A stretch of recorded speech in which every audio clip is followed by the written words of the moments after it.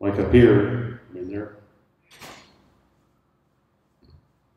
they're loud, and so, you know,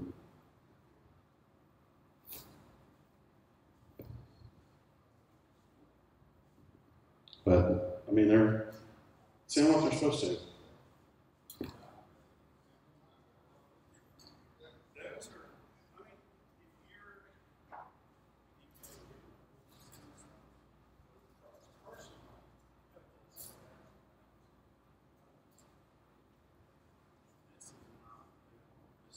This is the mic that I use all the time.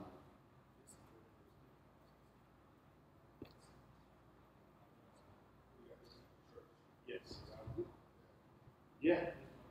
Hello.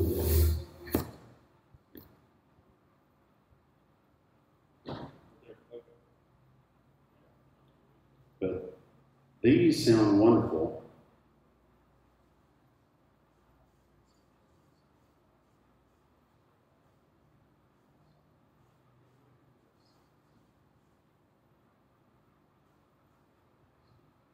Because they're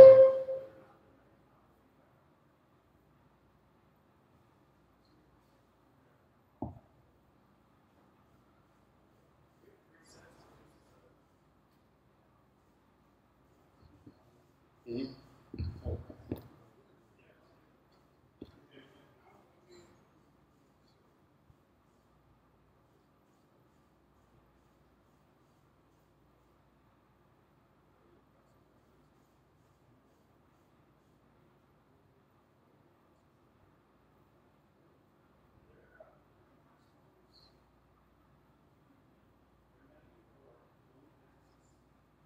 Access talking.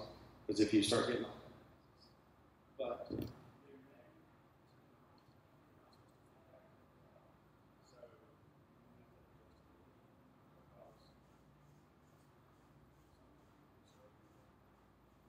you know, sounds great.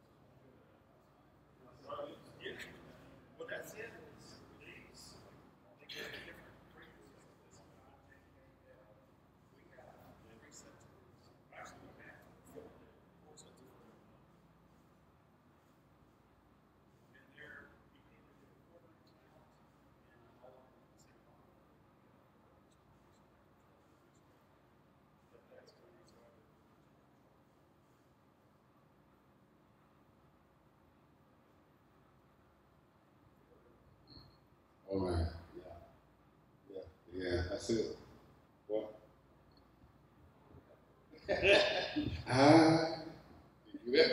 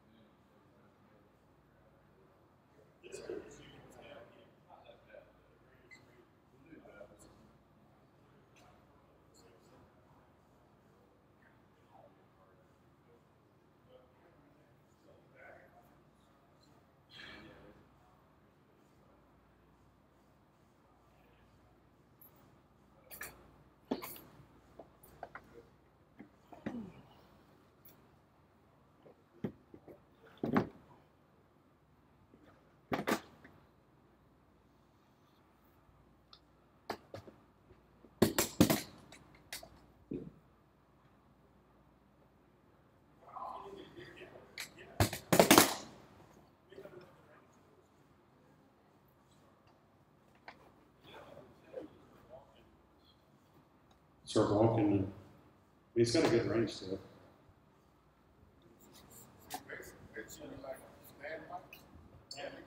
Oh, that's perfect. It's gonna be like, picking up the background.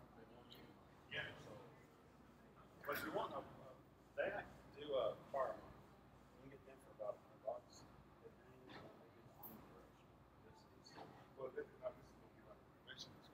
Yeah. Yeah, you put them off on stands. Oh, I got you. That would work great, but here's what through the singing, and then you get into the car. Yeah, but it's there, you're wrong. Two rows, and then risers. You decided where you're I have not. So I'm guessing like that space would be kind of in this area, or I thought you could do it in the middle. Were these rows in? okay, yeah, that. If that's fine with you.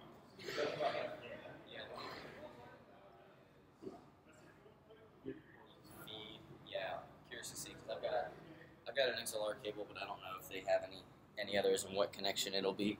So I guess that will kind of play a role into that. Okay. Well, we got people out here if you need help. Okay, thank you.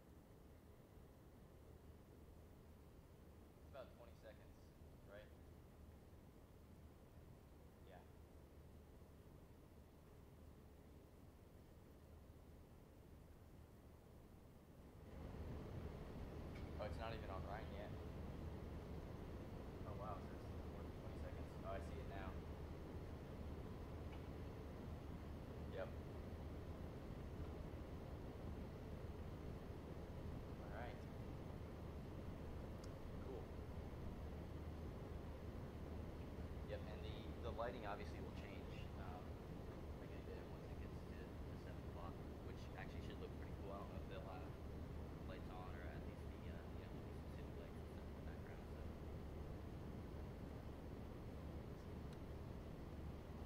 yeah,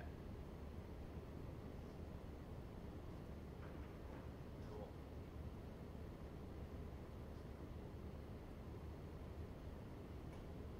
Yeah, they gave me a I guess like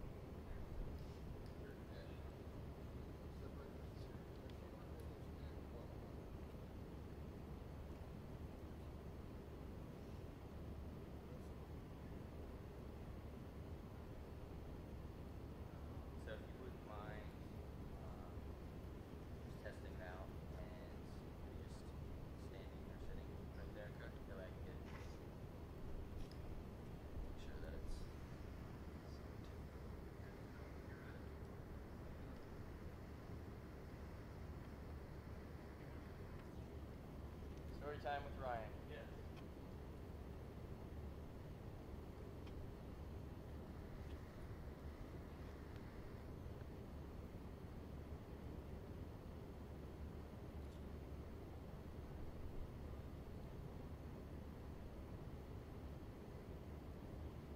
Okay, and go ahead. Testing, 1, 2. Testing, 1, 2.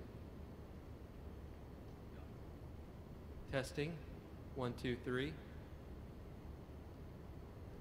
Testing, 1, 2, 3.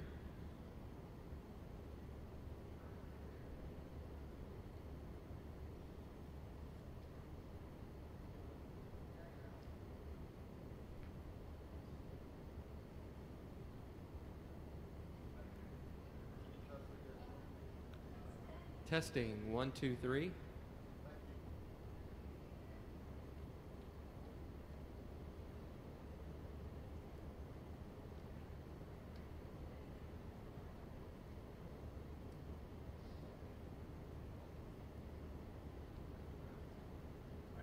Good. Thanks.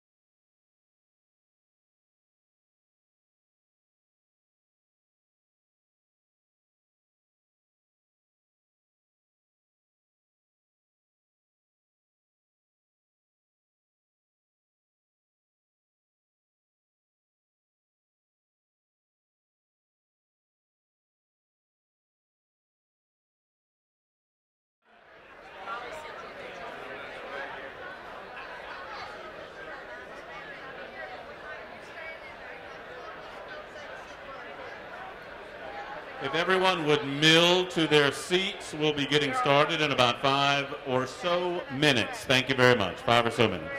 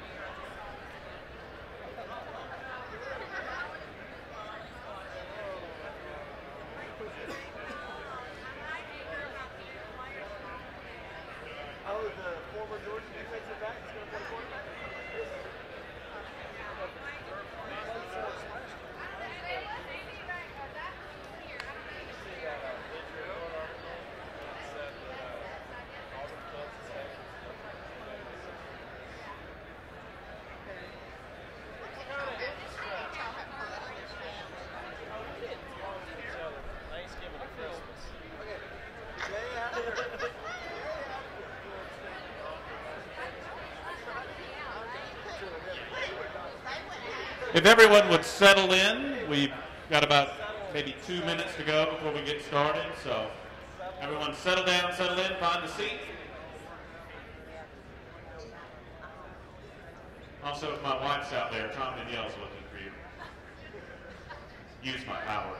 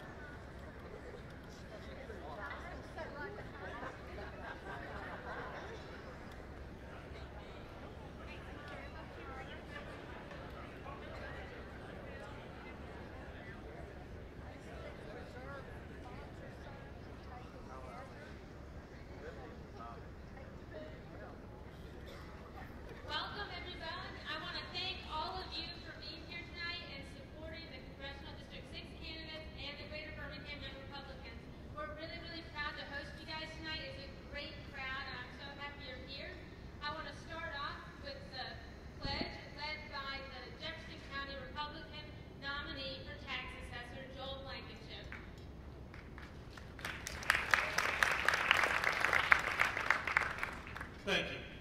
Attention. Salute. Pledge. I pledge allegiance to the flag of the United States of America and to the republic for which it stands, one nation, under God, indivisible, with liberty and justice for all. Thank you, Joel. And for our prayer tonight, Matt Friday, the Republican nominee for State House, District 73.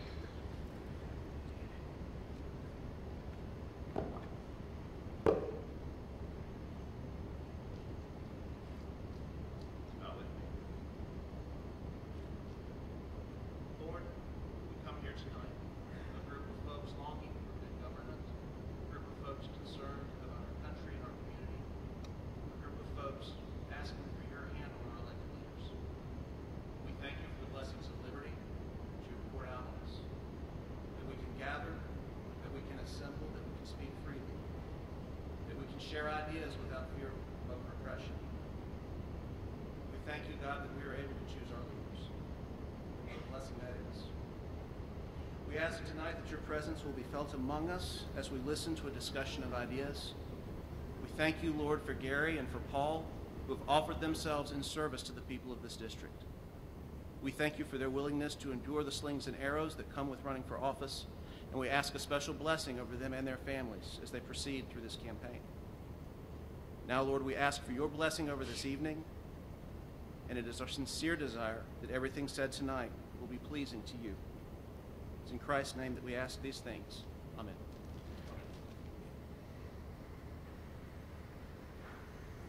Before we get started, I want to thank a few people. I want to start off with our very generous sponsors. Without the sponsors, this event wouldn't be possible. Regions Bank, the Alabama Association for Justice, Sean McCutcheon, Extreme Concepts, Senator Clay Schofield, Wallace Jordan Ratliff and Brandt, Chip Beaker, running for PSC Place 2, Bella Designs by Claire Brown, Governor Robert Bentley, David Faulkner for State House 46, Matt Friday for State House 73, Senator Cam Ward, Representative Jack Williams, The Cosby Company, Homewood Friends and Family Chiropractic, Arnold Mooney for State House 43, Will Sellers, and Amy Beth Shaver for State House 43. Let's give them a round of applause for making this happen.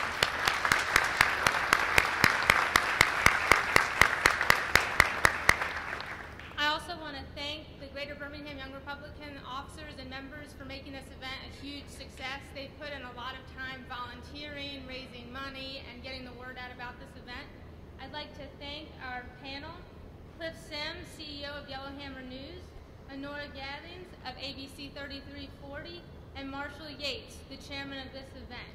I'd also like to thank Matt Murphy of WAPI. He is our enforcer tonight. So no one's going to be able to use their talking points. No one's going to be able to dance around the answers. They have to answer the question, and Matt Murphy's going to make sure that happens. I want to thank Paul DeMarco and Gary Palmer for being here tonight and participating in this event. This wouldn't be possible without their willingness. And I want to give a special recognition to Marshall Yates for making this event happen. He chaired this event. He's been working on this since February when he landed this great location. So let's give him a round of applause. Thank you, Marshall.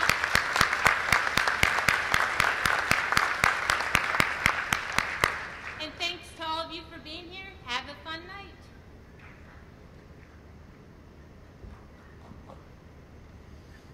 Hey guys. All right, every time I come to a debate or every time I participate in a debate, the number one question that we're always asked is this really going to be a debate? And we hope so. We hope to get a contrast in ideas. I know these two gentlemen agree on many of the issues that are in front of the 6th Congressional District and in front of the United States. But hopefully we'll get a good picture of contrast and give you guys a better sense of who you'd like to vote for July 15th. I want to thank our panelists. Jackie already introduced them, Marshall Yates, Honora Gaddings, and Cliff Sims. Thank you guys for being here. I'll give you a sense of the format, and we'll get underway. Not only can, and I want to thank not only those of you in attendance, but also those of you listening on YellowhammerNews.com as well as 1070 WAPI.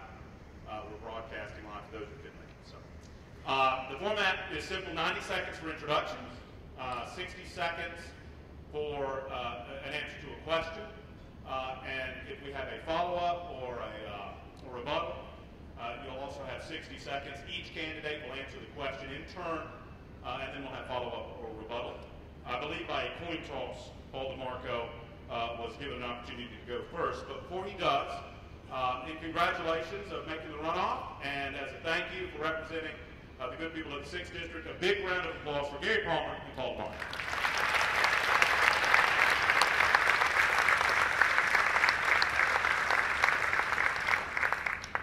And with that, Paul, you start. Thank you, Matt. Good evening. I want to thank the Jefferson County Young Republicans for hosting this event tonight, and I want to thank the great crowd that's here tonight. Most of you know, my wife and I were blessed to have our first child, a little boy by the name of Jack, and we're excited. Again, we're blessed. And that's one of the reasons I'm running for Congress, because I'm concerned about the future of this country for Jack. I worry about what's going on in Washington, D.C., and that Jack and other children around this country will not have the same opportunities that we have. And it's not right, and it's not fair. Jack's share of the national debt is almost $60,000. Since he was born a month ago, it's climbed almost $100 billion. That's $2.3 billion a day. Again, that's got to change. But how do you change it?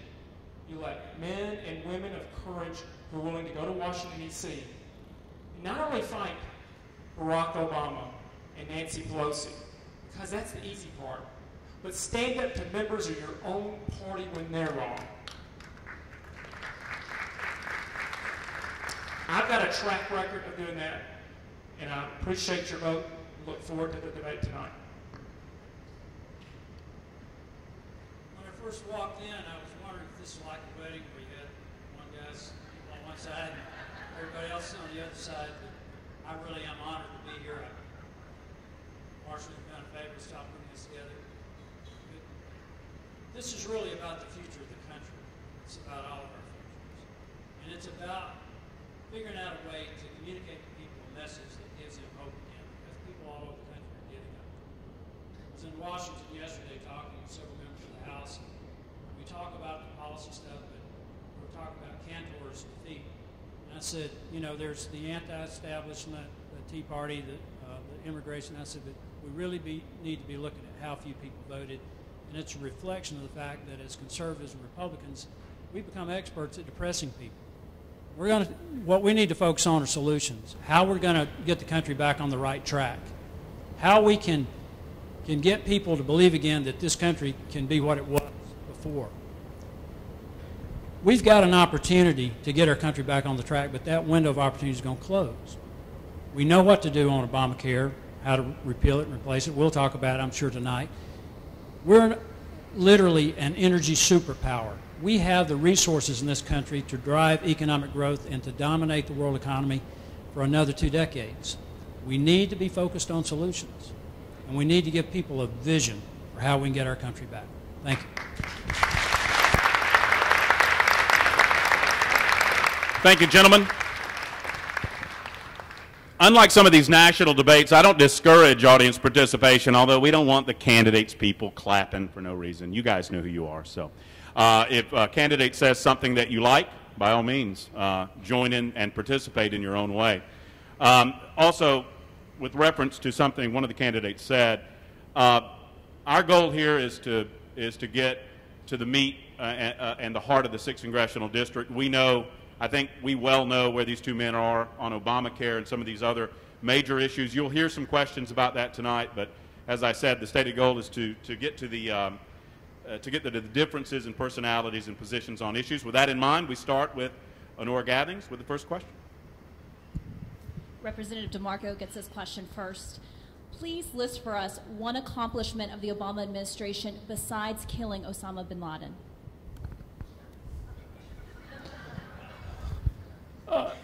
Discouraging job growth, increasing regulation. That's something he's done. over the past 6 years, and it's something we got to put a stop to because it's killing the economy and it's stifling job creation and it's hurting this country, and it's got to stop.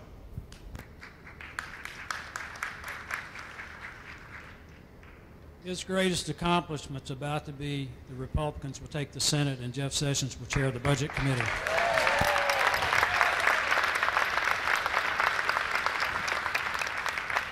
As a follow-up, I'm curious to find out, and we'll reverse the order on follow-ups and start with Gary and go to Paul. Prioritize from number 3, 2 to 1, the 3 biggest failures of the Obama administration. Go ahead, Gary. The single biggest failure is Obamacare because it has created an atmosphere of uncertainty in this country in terms of job growth that is unprecedented in our history. We now classify certain companies as 49ers, and not the San Francisco 49ers, but people who will not hire that 50th employee. They will stop at 49. They're now limiting the hours that their employees can work to 29 hours or less, and you literally have people working 20 hours a week for one company in the morning and 20 hours in the afternoon for another. The EPA regulations are going to destroy states like Alabama that are so dependent on coal for energy. That is huge. And then the mess in foreign policy is unprecedented. What happened in Iraq is an unprecedented failure of intelligence, and we have created a vacuum that is being filled by Putin, by the Chinese, and by, to a certain extent, Islamic extremists.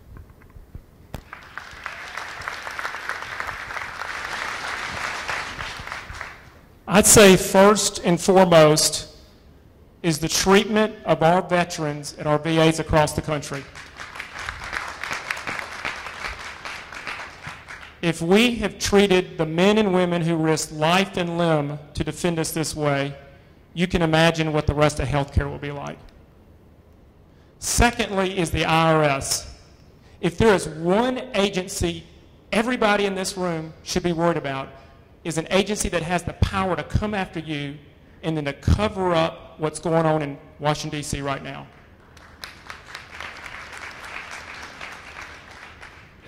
And then finally, I would say it's the across-the-board, agency by agency by agency that has gotten bigger and more powerful, and they're not accountable to us. And as a Congress, we've got to make these agencies more accountable because it's discouraging job growth in this country with the regulations, regardless of whether it's the EPA, the SEC, or any of these federal agencies. VA, the IRS, and the regulations. That's where those failures have been.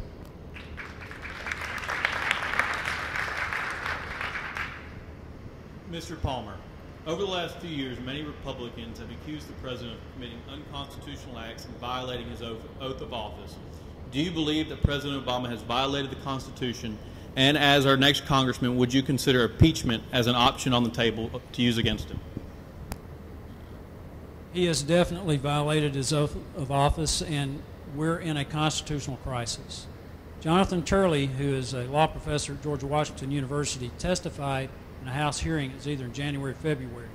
And he told that hearing that unless Congress exercised its authority to rein in the executive branch, we're in danger of losing our Constitution. Jonathan Turley is a liberal Democrat who supports Obama. Now you need to get your mind around that a liberal Democrat is coming into a Republican majority and telling them they've got to rein in the executive office. If impeachment's on the table, I'll support it. There are other things though, that I think we can do, and I was pointing this out yesterday to some members of Congress. Congress has the authority to hold hearings, to hold people in contempt, and we need to impeach Eric Holder as well. This, in my opinion, is the most dangerous, corrupt administration in maybe in the history of the country. I would absolutely vote to impeach the president if it was found that he convicted high crimes and misdemeanors. And if you get back to what's going on at the IRS, that to me is the most despicable act, targeting conservatives, targeting citizens based on their political beliefs. That alone should be grounds for impeachment. Representative DeMarco, we'll start with you on this one. I've heard both of you guys in the past talk about term limits and kind of give your thoughts on that. In a situation like this, it's easy to say, yes, in theory, I support term limits. But two-part question. Number one, would you support a bill for term limits in Congress? And number two, will you commit to the voters tonight to serve a certain amount of terms? Thank you, Cliff. I would support legislation for term limits. I think there's legislation from Senator Vitter that I would vote for. While as a state representative, I did vote for term limits. As for the second part of your question, I would not commit to limit myself, because if you look around the country, why as an Alabamian would we limit ourselves while Nancy Pelosi and Harry Reid could stay for the next 30 years? Why do we want to have 49 other states that have more power than Alabama if we limit our own congressmen? But I would support and wholeheartedly vote for term limits legislation.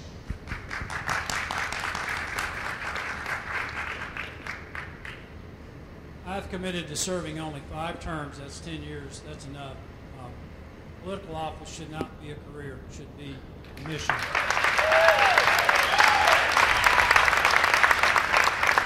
I've also committed to not move up there.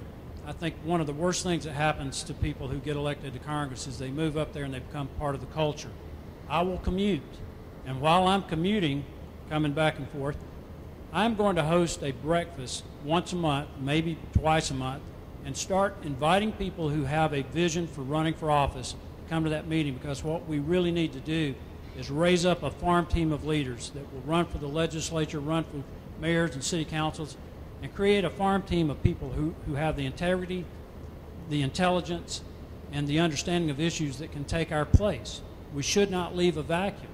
And honestly, I think that's the best thing that we could do, is to create this farm team, and then we won't leave this hole for these other members of Congress. I want to follow up with Gary and give Paul an opportunity to rebut. Gary, you said that politics should not be a career. Do you consider your opponent a career politician? Not yet. Paul? Well, it's funny, actually. I've been in the State House for 8 years. I have not been doing this for 30 years. I was in college when Gary has been involved in these activities. But let me just say this. We don't need to wait a decade. We do have a farm team. I'm part of that farm team. Next up, Honora. Mr. Palmer, would you ever pass an unbalanced budget? And second part of the question is, would you ever support a tax increase to pass a balanced budget? It depends on the situation. If a nation goes to war, I don't think that we put a balanced budget above our national defense. So there may be situations where we would have to have an unbalanced budget. I don't think I would ever support a tax increase to balance the budget, because that is conceding that every dime we spend is necessary. So I wouldn't do that. But there are times, World War II being an example, when a nation will necessarily have to have a budget that doesn't balance.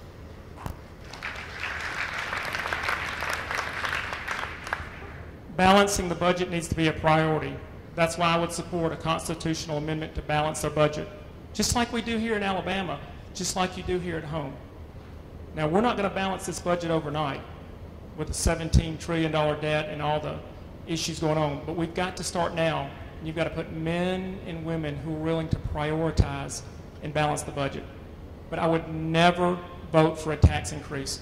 There is too much money going to Washington, D.C. that is being wasted. Don't let anybody ever tell you we need to raise taxes in Washington, D.C. There's enough money there now. We can balance the budget without raising 1 penny of new taxes.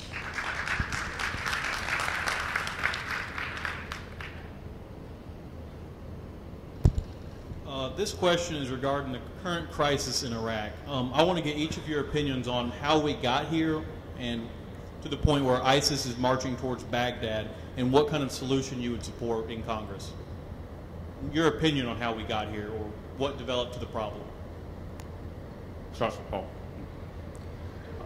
We're here because of the failure of President Obama and his foreign policy. That's why we're here. That's why we're here. Men and women died and lost life and limb in Iraq to provide for what's the freedoms to try to create the democracy in Iraq. So where we go from here, before we make any decisions, because one of the toughest decisions a congressman would have to make is whether to send our children in harm's way. So before we make any decisions, we need to make sure we have all the right information before us before we make those decisions. But I'll tell you this. I look back to President Ronald Reagan, who said, peace through strength. Peace through strength. If you look what this administration has done with the military budget and the lack of respect around the world, that's why we have the crisis in Iraq.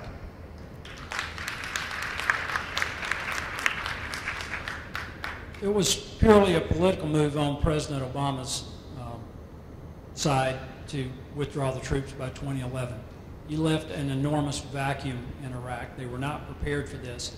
In addition to that, this is an intelligence failure of unprecedented proportion. What we can do now, we do not have to have boots on the ground. We've got troops in there to protect our embassy. But we could establish a no-fly zone like we did during the Bush administration and halt these folks where they are. The other thing that we should have done is these energy resources that we have, we literally have 3 trillion barrels of recoverable oil in one formation. That's 3 times what the world's used in the last 100 years. We need to be selling oil and natural gas to Europe, Asia. We will make OPEC irrelevant. It will change the dynamic in Iraq. It'll change the dynamic in Iran. And if we'd done this 7 or 8 years ago, the Russians would not be in the Ukraine. And I want to follow up on that real quick. And I think I heard it from Gary. Paul, the question on boots on the ground. Personally, do you support sending troops into Iraq to regain the successes of the Iraq War, particularly considering the president today said that he would be willing to commit to airstrikes and already has committed to 300 troops to protect the embassy. After saying that the war was over during the 2012 campaign, I would think that Congress would need to approve any additional troops. Would you support specifically that approval? I would not make a decision about sending men and women in harm's way without having a thoughtful decision. I haven't seen the security briefings. I'm not privy to that. I don't think any of us are. So to make a difficult decision to send our men and women back to Iraq, I would not make that decision unless I had all the information before me. That is probably the most difficult and important decision a congressman would make, is to go to war and send our soldiers to fight. Gary, follow up. Well, I agree with Paul that we don't need boots on the ground, but we do have to have enough personnel there. You can't just do random airstrikes. You've got to have observers and people who call that in. But I think the most important thing that we can do is establish air superiority and give the Iraqi army a chance to get reorganized and reestablished. But at this point, I wouldn't be inclined to support sending troops into Iraq. I think that the Bush administration, this is one of their big mistakes in trying to do nation building, and we should have removed the existing regime and left the people who are in control, let them stay in control. The whole objective was to eliminate any threat from weapons of mass destruction and also to eliminate a place where terrorists could train to launch attacks on us. And before I go back to the panel, very quickly, just yes or no, did we win the war in Iraq here? I think we won it in the sense that we brought them to a point of democracy, but what a lot of people don't understand, Matt, is that our view of freedom is it's almost in our blood. I mean, we had a meeting with the Republican Study Committee right after Bush declared victory. They were all talking about getting in and setting up contract law. This was with the Republican Study Committee. And I pointed out to them that there's a fundamental truth that those people don't quite get that we just take for granted here, and that is that all men are created equal. And that if you want to establish liberty, you want to establish free market economy, there's a fundamental principle of business, and it's this: you can't do business with somebody Monday through Friday and then blow them up on Saturday. So, Paul, what do you think? Did we win the war in Iraq? Yes, our troops proved their merit and their valor. They left the country the way we needed to leave the country. The failures now are not on the backs of the United States military. Mr. Palmer, we'll start with you on this one. I don't think there's any question that we've got a crisis in our borders right now with regard to immigration policy in this country. But we also have 11 million immigrants, illegal immigrants that are just living in the United States. Many of them have been here for decades. Many of them have family members put down so-called roots in the country. What would you propose that we do with the illegal immigrants that are here in the country that have been here for a prolonged period of time? first of all, this has gone beyond an immigration issue to a constitutional crisis. What's going on at the border is on the verge of becoming a humanitarian crisis, and we've got to be very careful how we handle this. Those people need to be given the humanitarian treatment that they need, but they've got to go back to their country. In terms of the 11 or 12 million who are here, I think that's going to be one of the most difficult things that we have to answer because, first of all, I don't think anyone believes that we're going to deport 12 million people. It would be a humanitarian disaster that would mark this country for decades, maybe forever. But we have got to uphold the rule of law. These people have to be held accountable before the law in some form or fashion. If it means they're deported, then they're deported. But we have got to reestablish the rule of law in this country. If we don't, everything's off the board.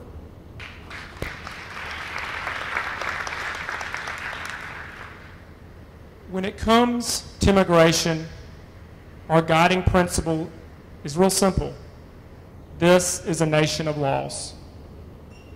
So to do that, we've got two responsibilities. We must secure our border, and we cannot allow for amnesty. And while I understand the practical effects of what to do with 10 million people, if you allow people to become citizens who broke the law, instead of 10 million, it will be 20 million, and then it will be 30 million, and then it will be 40 million. This country cannot support it financially, and we will encourage others to break the law. And that is why you cannot allow for amnesty in this country. Just to clarify, Paul, when you say not allow for amnesty, are you saying, the question was, we have 12 million illegals who have been here for decades, would you support the United States of America physically deporting them back to their countries of origin? No, I understand the practicalities of that, but that is a second question. If you don't secure the borders, it's not going to matter what you do. But it is the question. What would you physically deport? Yeah, and that's what I'm saying. I understand the practical effects, but if you don't secure the border, it doesn't matter what you do because people will come right back. And that's the real answer here. This country, Congress, the President refuses to secure the border. Until they secure the border, it doesn't matter what you do with the 10 million people that are already here. Gary, I'll give you a chance to follow up on that. Well, it does matter, and but you are right. A big part of this is that we have to secure the border. But that's part of upholding the rule of law. The law is established on how you become a citizen. We are absolutely opposed to amnesty.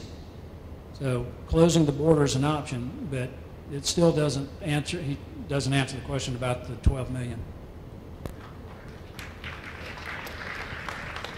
Honor? Representative DeMarco, to follow up with that question, last week we saw thousands of unaccompanied children without adults, some as young as 4 years old, entering this country illegally. What do you do with these children? Do you deport them? Are there any circumstances under which you're going to allow these children to stay in this country? This is a humanitarian crisis caused by the President that's going on at the border right now. But I get back to where I was before is you cannot allow individuals of any age to break the law. If you do that, what do you tell the men and women and children who are waiting in line right now? I am the son of a legal immigrant. My mother came to this country legally. She waited in line. And I tell people, if my family followed the law, my mother followed the law, everyone else should follow the law as well.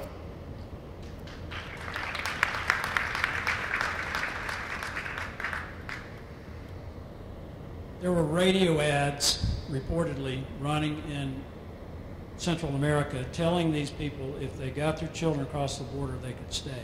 I believe this was initiated by the Obama administration.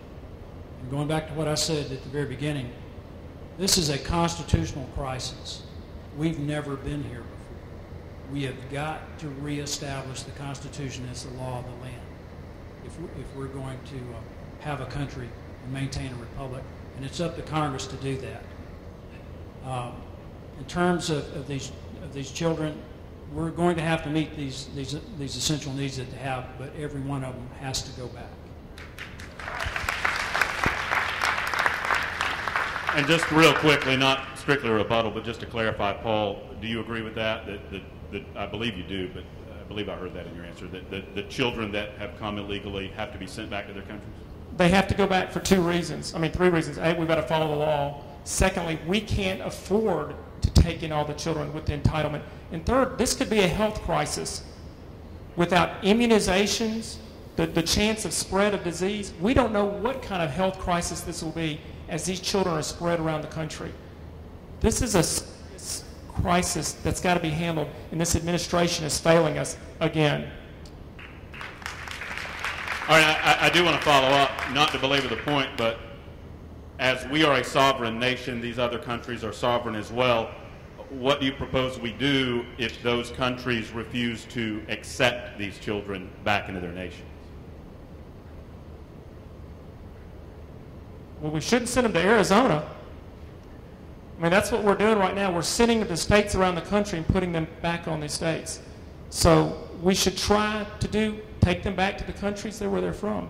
I can't answer the question on what we would do if they would accept them.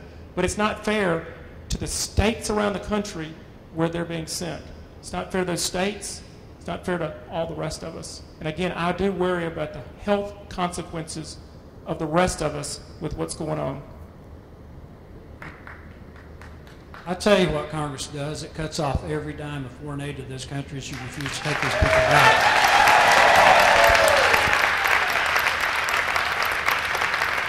Mark.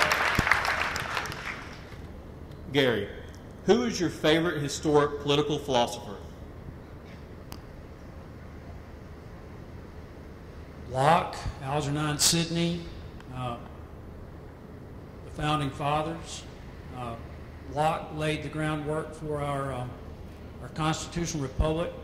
He greatly inspired our founders, but the guy who had perhaps the greatest influence on him was a guy that very few people even remember. His name was Algernon Sidney, and he wrote a treatise in 1690-something, I think it was, that challenged the authority of the monarchy.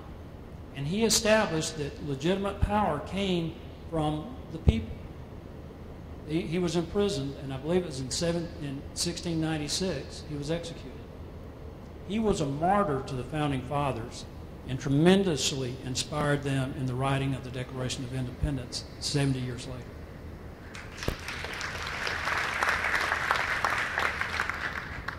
I would say it was Thomas Jefferson who drafted the Declaration of Independence. When it comes to our civil liberties, which I know we so much appreciate and care for dearly in the state of Alabama, it's Thomas Jefferson. When we go back to our forefathers, that's who I think about. I think that's all we think about. All of us can appreciate is Thomas Jefferson. Representative DeMarco, last couple of years, been a lot of really big economic development projects have come to the state. You got Airbus down in South Alabama. We hear about Remington up in Huntsville coming now. Hasn't been a lot of activity here in the 6th District, a lot of those big kind of projects. What specifically could you do as our congressman to get some of these major economic development projects to start locating here in the 6th District? Thank you, Cliff. About 18 months ago, I sat down with business leaders in manufacturing and construction. I asked that same question. And what they said was workforce development. We need to make sure that we have workers, skilled workers. And we sat down and worked over the past 18 months on what we could do to make that happen here in this region. And about a month ago, we cut a ribbon at a building not too far from here that the AIDT, the state's industrial development training, would open up.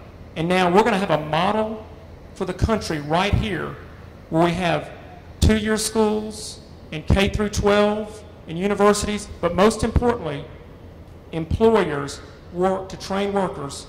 And that will be something we did at the state level, and I will continue to work with them, if you honor me by your congressman, at the federal level.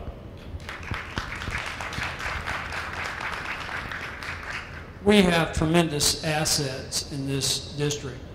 You see that train going by?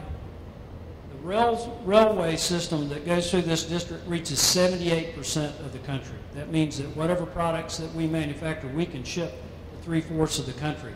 Alabama has more navigable water than any other state in the country. We've got the most modern container port in the country in Mobile, and they're about to double that. What we need to do is to get the entire district working together. I've gone around and met with mayors all over the district, and I've told them that I'm going to host a quarterly lunch. I'm not going to run the meeting. I'm going to facilitate it because I want to get these guys together working with business leaders, working with each other. And I told them, I said, you're going to find out two things. One, you can work together. We're not a bunch of independent little municipalities that can't get along, and you're going to find out that you like each other. I will be the guy that brings to this place a congressional office like we've never seen before that's going to be a center of economic leadership.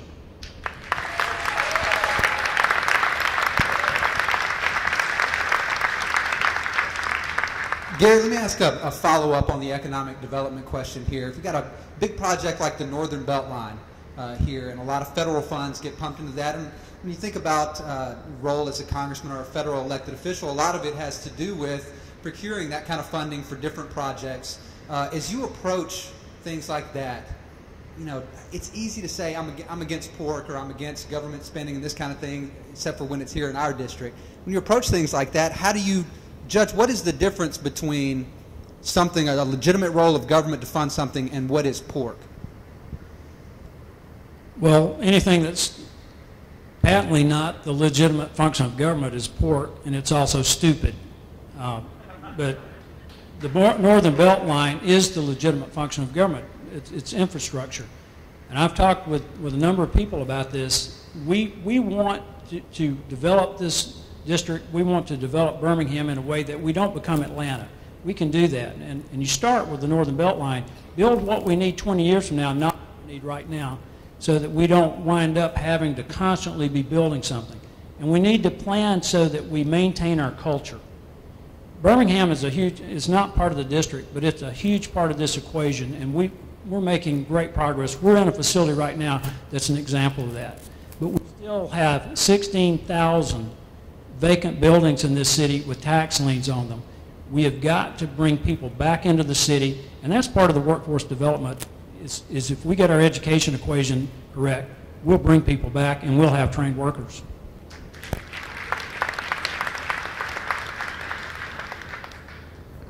You look back at the Constitution, provide for the national defense, that's first and foremost, and then you go from there. Obviously, infrastructure is important to this country. And so when you have projects like the Northern Beltway that are legitimate transportation projects, when you look at a bridge to nowhere, that's a different question. It's a different answer. But as congressmen, you have to prioritize, and that's how we'll balance the budget, to ask the real questions and to ask the tough questions that we're currently not asking in Washington, D.C. about how money is being spent in the budgets. And that's why you have to put men and women who are willing to ask the tough questions about how your dollars are being spent when they get up to Washington, D.C., and how they come back down and how they're used around the country. Allow me to follow up. Speaking of the tough questions, but follow up on Cliff, and this is really just asking the same question in a different way. Right behind you, gentlemen, is Vulcan. We all love Vulcan, a symbol of the city. Senator Richard Shelby procured federal money to restore Vulcan Simple yes or no, was that pork? Yes. Yes, it's not an essential part of government. Honor? Didn't put any pants on it. Mr. Palmer, let's talk about health care. We know where both of you stand on Obamacare. Apart from striking it down, what changes would you like to see made to our health care in the United States? And are there any parts of Obamacare that you believe are actually benefiting people? Well, the part of Obamacare that will stay in is coverage for pre-existing conditions. And here's how we'll do this. We start by expanding health savings accounts, which will make sense for a tremendous number of the young people who are in here. It makes no sense for people in their 20s and 30s who think they're indestructible be paying $300 or $400 a month to a health insurance company in the form of premiums for something they don't think they'll ever use. That's why so many people in that age group were uninsured. It just didn't make sense to them. So what we need to do is allow them to buy a health insurance plan with, say, a $5,000 deductible, and then what they would have paid in premiums will go into the health savings account, and what they don't use, they keep. It rolls over year after year. So that, you could get out of college at age 22, and the time you're 30, you could have $25,000. The other thing we'll do is create portability in the insurance market, bring a market approach to insurance, and there'll be a national safety net that the federal government will fund that will cover everybody else who either can't get insurance or can't afford it.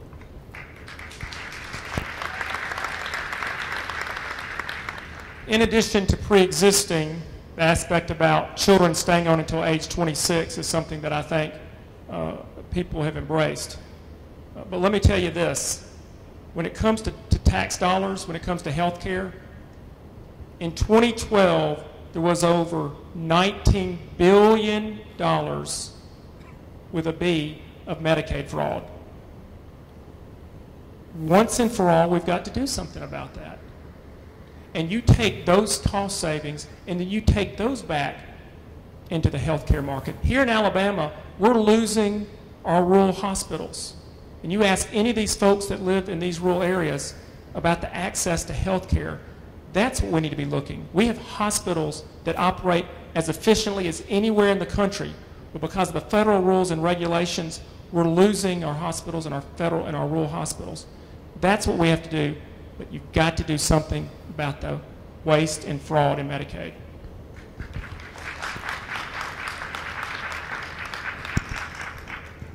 Everyone knows that there's a rift right now in the Republican Party. After watching Eric Cantor lose and the House of Representatives voted on new leadership this week, could you commit to voting for John Boehner, or would you vote for someone else, and who would that be?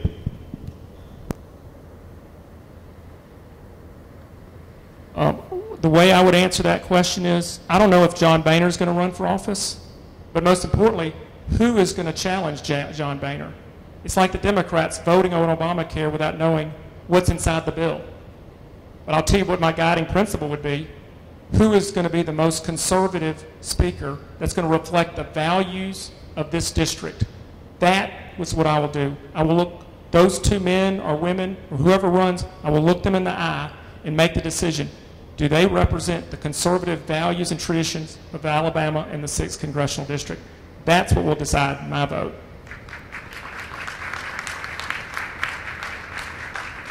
I cannot in good conscience support John Boehner because I think he lost his legitimacy to lead when he violated the Hastert rule, which said that no Republican speaker or majority leader would bring a bill to the floor without the majority of the caucus supporting it. And last fall, he did that. He caucused with the Democrats with only 26 or 29 Republicans. So I think he lost the legitimacy to lead. There's another aspect about this, though, and I think, and I've talked about this with some members, we need to look at choosing a speaker who comes from a state where he does not have the pressure that Boehner has from other members of his state delegation. And in other words, I really think we'd be better off to have a speaker from a solidly red state so that they do not have to steer to the left. I want to follow up on that real quick. Speaking specifically to the 6th District, and I'll start with Gary and go to Paul. The 6th, I mean, there's obviously no doubt the 6th District is red, as they say. But considering the candidates in the primary, the divergence of backgrounds, and the vote split that we saw in the primary, do you believe that there is a rift within the 6th District between what we would call establishment and Tea Party conservatives?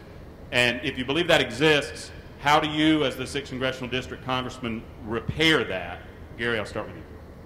I thought everybody was against me, so. Tea Party and establishment, all of them. No, I don't know that we've got that much. I think, and particularly in my case, I've got a great relationship with the business community. I'm very oriented toward economic development, but I have a very high regard for the Tea Party because they truly are the grassroots patriots. They're trying to help get our country back. The thing that bothers me more than anything else is how people talk down to each other. I'm not interested in trying to tear somebody else down to build myself up.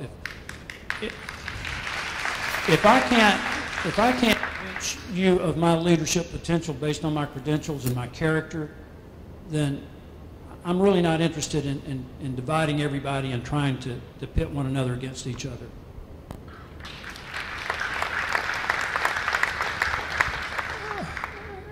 I've lived here my whole life, here in Alabama, and lived in this region, and I don't see it as a rift.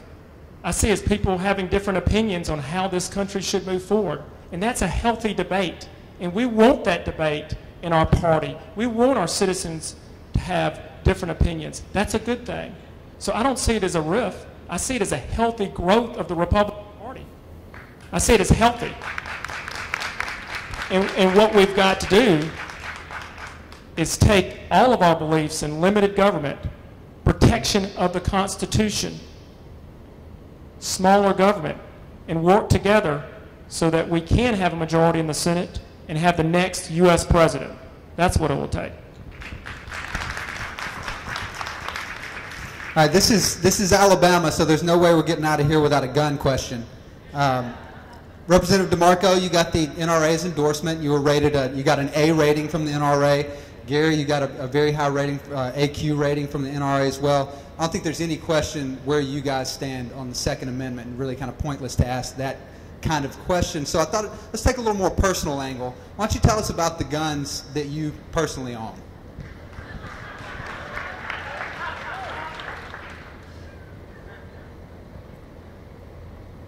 If you want to find out what guns I have, come to my home late at night.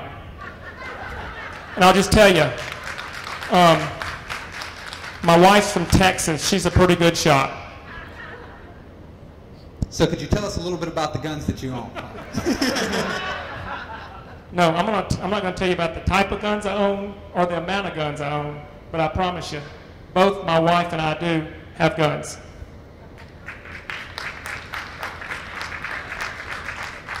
I was at the Rick and Bubba Outdoor Expo, and I was at one booth, and this guy leans over and he says, what do you think about the government trying to take our guns? I said, if you run out, come to my house.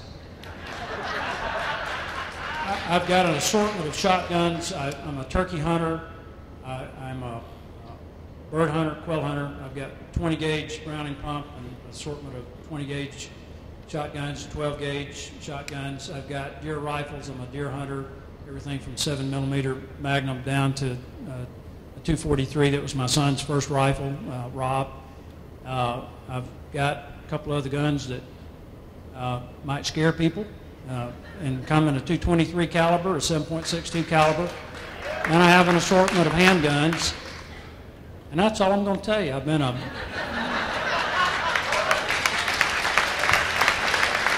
member of the NRA for over 30 years. Will either of you own a wood chipper? No, I'm just kidding. That's a joke. A wood chipper. I'm just. That was for Will. I think he's in the audience. You guys go ahead.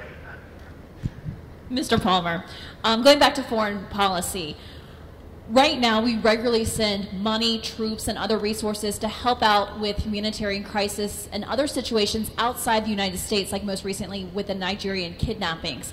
What role do you think the U.S. should be playing in these situations? Well, I think that is a legitimate role where other nations are involved as well. I don't think we should do it alone. We're not the world's policeman. I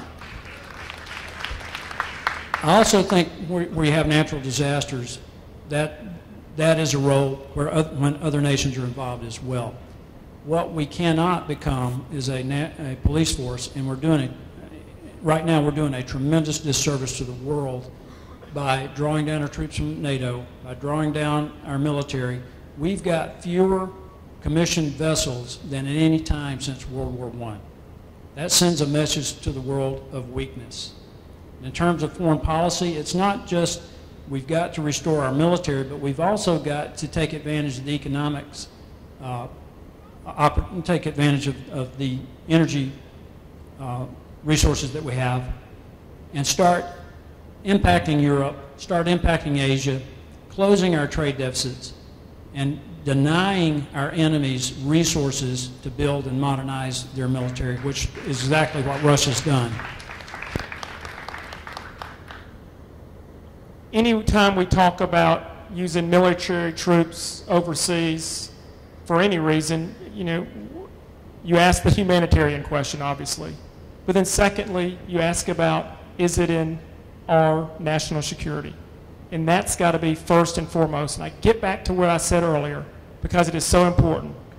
As a congressman, when you make a decision about sending our men and women in harm's way, are you doing it thoughtfully? Do you have the information before you?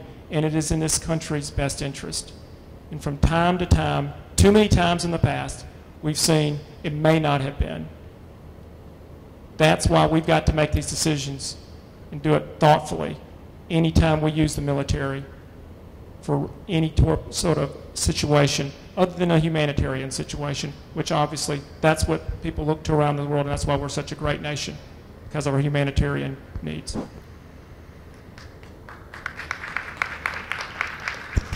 Representative DeMarco, in light of last year's revelation of the NSA collecting bulk data through the internet and cell phones, do you believe that NSA program is unconstitutional and a violation of the Fourth Amendment? And this is a yes or no question. I would say possibly yes. And I'll tell you why. We've got to balance our privacy rights, our civil liberties with national security. And Congress has not done the oversight, has not provided the oversight of agencies like they needed to. And I don't think Americans' phones, that should be done. But at the same time, if there's a national security concern, the NSA should go get a warrant. The law is there. The FISA law is there to go get a warrant. So we should follow the law and not eavesdrop on Americans like has been happening in the past.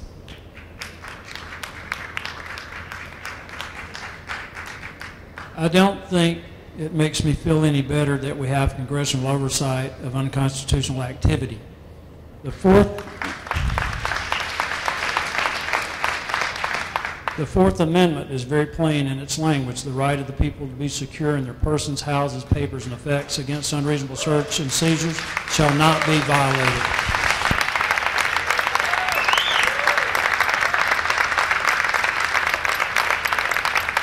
Gary, I want to follow up. Part of the Patriot Act that was signed by George W. Bush in the aftermath of September 11th was to monitor international telephone calls, either originating or coming into the United States of America, going to and from across the pond. Do you consider that those telephone conversations would fall under the Fourth Amendment as well? I do not. They're not under the Constitution. And I want to add to that, too, that our intelligence put out a study this week that said that only 8% of millennials believe that they'll collect all of their Social Security, and 51% don't think they'll collect anything. Social Security is 23% of the federal budget right now. I keep mentioning our energy resources. That Green River Formation that holds 3 trillion barrels of recoverable oil, the estimate that I've seen on the federal royalties alone are worth $14 trillion. What I would recommend is that we set aside some of these oil and gas royalties that the federal government is going to collect to make sure that Social Security is paid for everybody over age 50, and we use that has the opportunity to reform it on the other end. We've also got to raise the retirement age. And we've got to allow people to set up individual retirement accounts. That's how we'll fix Social Security. You make sure that it's paid for in the short term, you reform it back to the people coming into it so that they can have individual retirement accounts. A real quick follow-up on federal spending. Considering that we're overspending by roughly $1 trillion a year under this administration, and even more so considering that under the Bush administration, non-military spending, he overspent by about 26% of the budget. I'm just looking for a gut response. Do you believe we will ever get to a point where we begin paying back our $17 trillion in debt, and how? Here. I believe we will. And again, going back to the energy resources, that's one formation, Matt. We haven't explored 85% of the outer continental shelf. The third largest oil sands discovery in the United States is in North Alabama, 7.5 billion barrels of oil. We have the resources to pay this down. Now, I want you to understand, it's not going to happen in 2 years, 4 years. It's going to take 20 to 25 years to get our fiscal cart out of the ditch. But what people are looking for is not a quick and easy solution. They're looking for an honest answer, and that's the honest answer.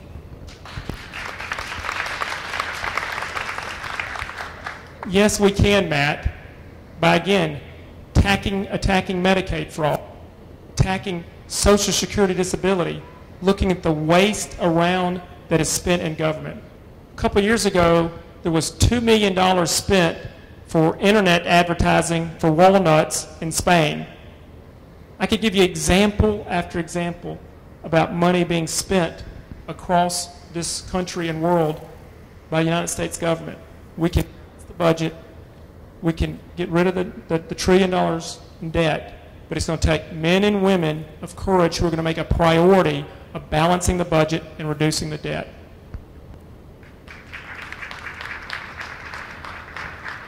Honora.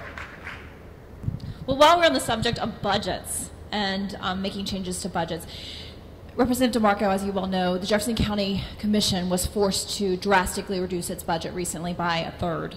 The federal government is facing a similar situation. What things do you guys believe should be cut from the federal budget? Yeah, I think it's you, Paul. Let's start with the Department of Education.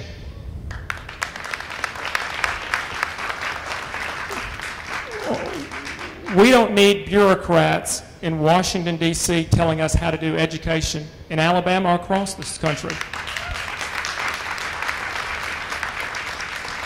Whether it's pushing Common Core down or trying to incentivize states to have some sort of national education policy. When it comes to education, local decisions are made by local parents and teachers and principals.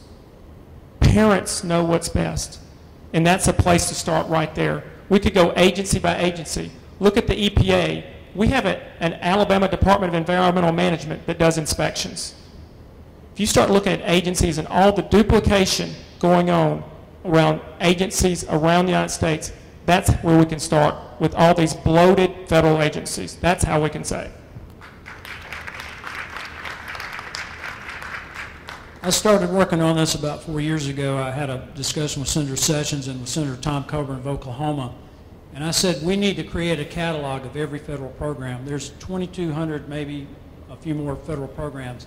And we need to describe the program, what it spends, how many people it employs, and then start asking some questions. And the first question, is this program obsolete? If it's obsolete, we quit doing it.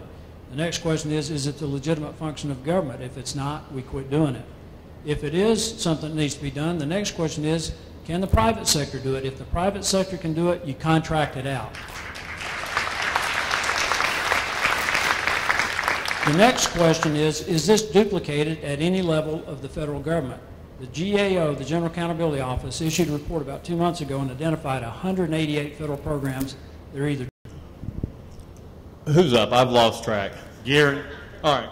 Gary, what politician that isn't a Republican do you admire most and why?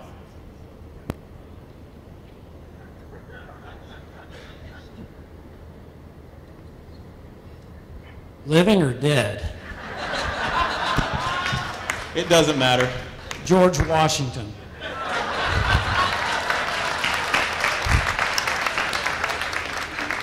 Seriously, Washington has been my inspiration. There's never been a leader like him. When he made the decision not to run for a third term, and King George III found out that he had given up the presidency, he said he must be the greatest man in the world. After the revolution had ended, Congress had promised the officers in Washington's army a pension. When they found out they couldn't get it, they hatched a plan to stage a coup on Congress, and they were going to make Washington emperor. When he found out about it, they called a meeting. He postponed the meeting for 2 days, and when they met, it was the Newburgh conspiracy in New Jersey. He walks in, 500 officers in there, and he pulls out his speech. And before he gave it, he pulls out his spectacles. And he said, "Permit me, gentlemen, to put on my spectacles, because I've not only grown gray in service to my country, but blind as well." And it ended it right there.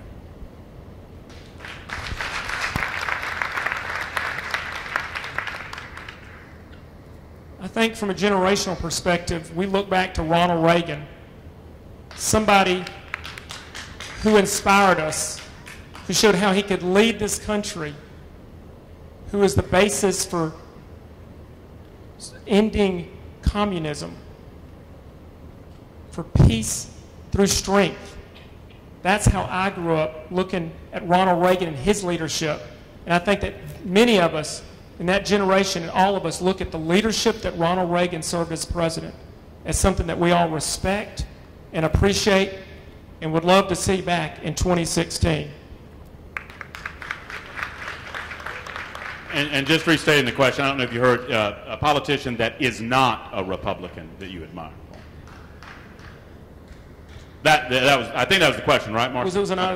Yeah, who was not a Republican. I didn't hear that part of it.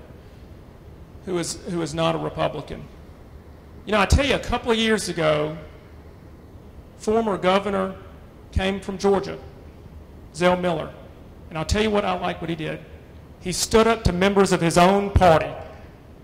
And that was something that I respected. He came over from Georgia as a Democrat governor, said he stood up to members of his own party. And I respect that because I think that's something as a congressman I would do, and it's something as a state representative has done. Stand up to members of your own party if they're wrong.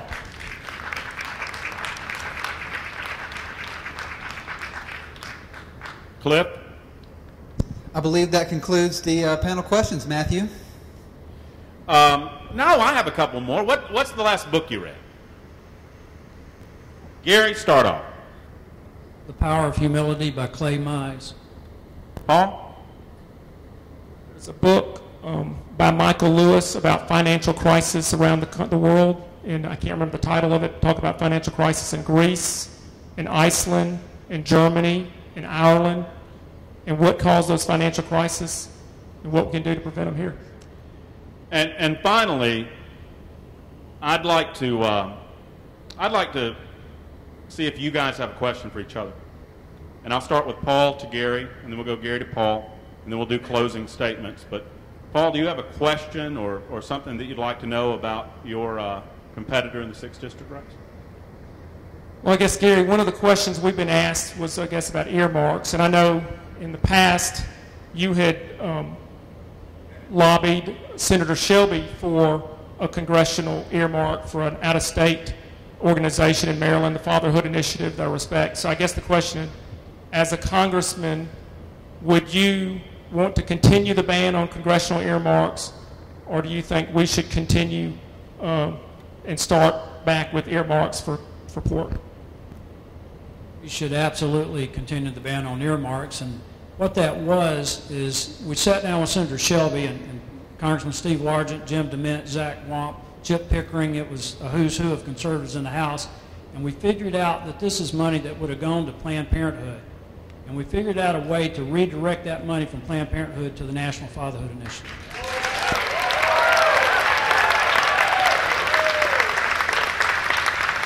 And Gary, same scenario. Do you have a question for Paul DeMarco? How are you holding up? Doing great. And Jack is doing well as well. All right, that concludes the 6th Congressional District debate for the runoff on July the 15th. We're about to give these gentlemen an opportunity to say their final words. Paul DeMarco, you let us off, so I'll let you give your closing statement first. I believe it's you, Paul. You let us off, so. Actually, Gary's going to give sorry, did I do that wrong? Yeah, Right, Gary's going to give wrong. start first, since he didn't start first before. That's what happens when they give me a microphone. Go ahead, Gary. And it's 90 seconds? Yes. Okay, has the clock started? No. All right. Now, I appreciate all of you being here. This is the best crowd we've had. This is awesome. And I really want you to understand that there are ways to get our country back on track. I'm very concerned about how we as Republicans and conservatives continue to talk about how bad everything is. We can't win like that. We're losing people. We're hemorrhaging voters. We've got to give people a vision for how we can get our nation back on the right track. If there's anybody out there that doesn't realize that things are bad, then I'm not sure talking about it a little bit more is going to help. We've seen worse times in this country. There was some of you are too young to remember this, but in 1979, we had double-digit unemployment, double-digit inflation. We had consumer interest that was about to hit 21%. We had a misery index that hit its high mark in early 1980. The Soviet Union was in Central America. They were in the Caribbean. They were in Central Africa. They were in Afghanistan later that year. A lot of people, conservative and liberal, believed that the Soviets were going to win the Cold War. We had an energy crisis. 52 Americans were being held hostage in our embassy in Tehran. And a lot of people believed that America would never recover, that we were on a downward slide that we couldn't reverse. But that's not all that was happening in 1979. In May of '79, Margaret Thatcher was elected prime minister. And a guy named Reagan was running for president. But the most important thing that happened in '79 was that Pope John Paul II went back to Poland. And he gave a speech, a mass, in Blarney Field outside of Krakow. And he told those people, do not despair, do not be discouraged. Faith is greater than death. And it was at that moment it became inevitable that the Soviet Union would collapse. 10 years later, the Iron Curtain was down. Nobody would have believed that in 1979. I want to tell you, history's changing right now. You can be a part of it. Thank you.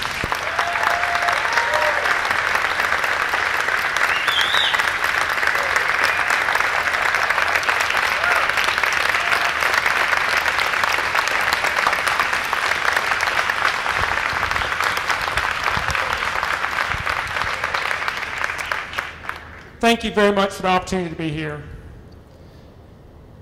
The IRS is investigating us. The NSA is listening to us. The EPA is overregulating us. The Middle East is up in smoke. The commander-in-chief is commanding less respect than any other time in modern history. If you honor me by electing your congressman, you've got my commitment. I will work hard to repeal and replace Obamacare. I will work to change our tax code, simplify it. I will work for a balanced budget. And I will be accessible and available just as I have been serving as a state representative across the entire district. Now, over the next couple of weeks as the campaign goes on, I think there will be out-of-state groups that come into this state to try to steal this election. I'm from Alabama. I know we won't let that happen. I'm from here. I know folks across this district, and I know what they want from their congressman. Somebody who will take the traditions and values and the respect of the Constitution to Washington, D.C. And that's why I will live here, and I will work here, and I will take it to Washington, D.C. But what I will not do, and I work day and night, is to make sure I don't bring Washington, D.C. values back to Alabama. That's my promise, that's my commitment, and that's what I will do. Ask for your vote and your prayers on July the 15th. God bless. I want to thank our panel tonight, Cliff Sims, Honora Gathings, Marshall Yates. Thank all of you listening on 1070 AM, WAPI, and YellowHammerNews.com. And most importantly, thanks to you, the audience, and thank you to our two candidates. Let's give them a big round of applause. Thanks for coming.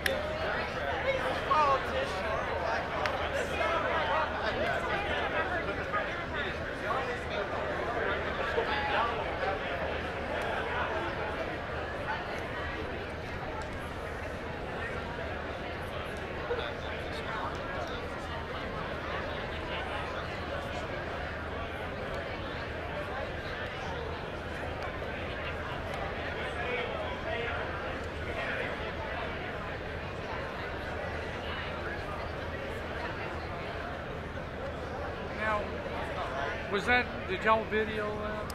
We streamed it online. Said who got that? How did you get that by streaming? No, I mean in other words, like my wife said she was going to watch it streaming. Oh yeah, it was on Yellowhammer News. On Yellowhammer.com. So you could get it and you could actually. Correct. There's about I think about 3 to 5 minutes where it went out, but it got the whole thing. Okay, so, thank you. Yeah.